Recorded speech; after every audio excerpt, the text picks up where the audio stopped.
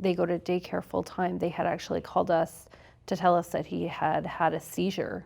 And when we got there, 3 of the staff were crying.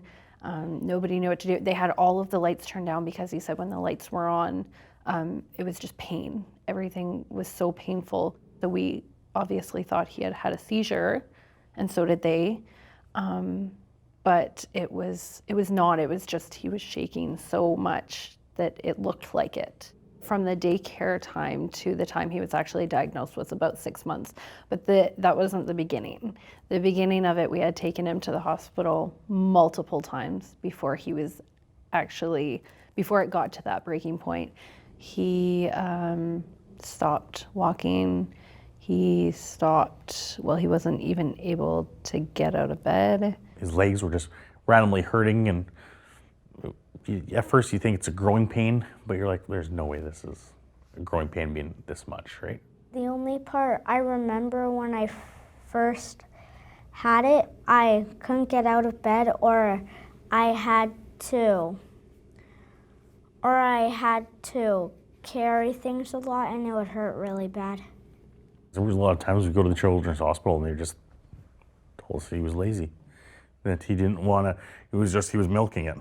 So we got sent home a lot. It made us feel stupid. We truly did. And so we started to actually force him to do certain things because we didn't want him to take advantage of us, thinking it was a psychological thing.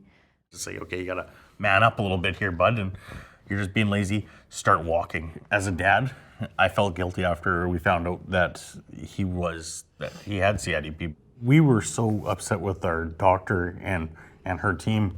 We tried to actually transfer up to Edmonton, which is a 5.5-hour drive. We've actually even considered coming to Toronto because we have heard that it's got the best pediatric neurologists. So we've considered that, but unfortunately the way that the healthcare system works is that if he switches his neurologist to a different location, he also has to do his infusions there, and he gets infusions every 3 to 4 weeks. So it's impossible. It's sort of hard sometimes dealing with it because it's so unknown. You want to relate to someone. And I think right now it's hard for us because we don't have really anyone that we can relate to on a pediatric level. Yeah.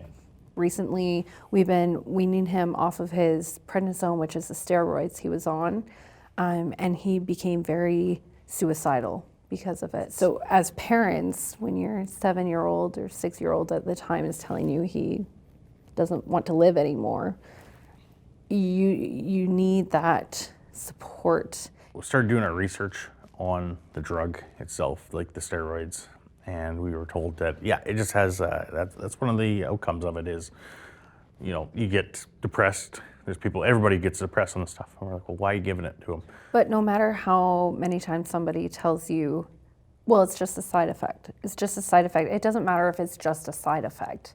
That doesn't change the fact that that's how he's feeling in that moment, at that time. You go into his room and you're getting him tucked in for bed and you're reading a story and he's just starts crying and tells you he doesn't want to live anymore.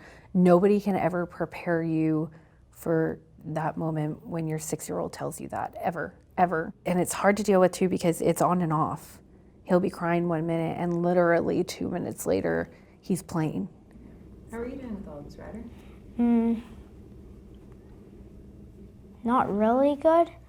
Usually all of my friends try to race me, but I can't. It really makes me feel bad about myself because I have the disease, and it kind of hurts my feelings because I have the disease and I can't run faster than them. Sorry, can we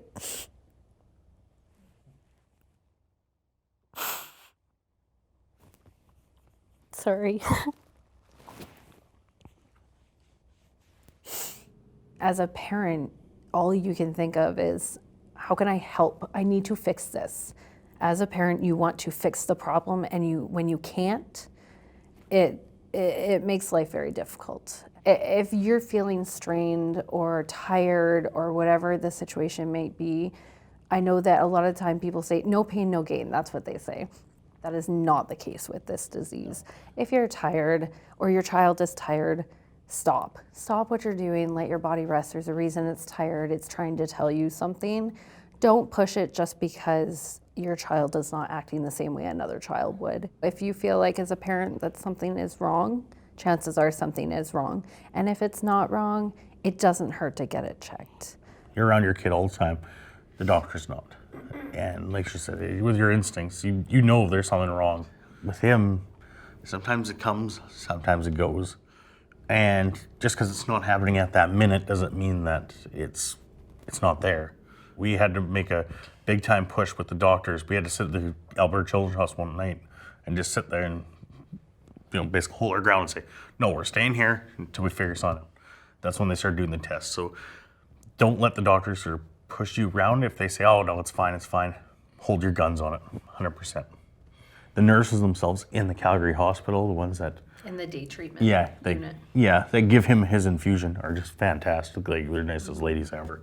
Well, when I get the needle in, it doesn't hurt as bad as the tape, because the tape, it really rips off my hair, kind of, and it hurts really bad more than the needle. The first time he actually took off and ran, and they had to go catch him. Well, the best part is that in the middle of it, you get to go in a place where you get to play. He's so used to it now. He goes in, they used to do numbing cream. He's given up on that now. And yeah, he just kind of gets it done, plays on his iPad or plays in the playroom. Or it's kind of nice because it gives us that like 3 hours to just be focused strictly on spending time with him. So it's kind of nice for all of us. Be aware. We are rare. Please share.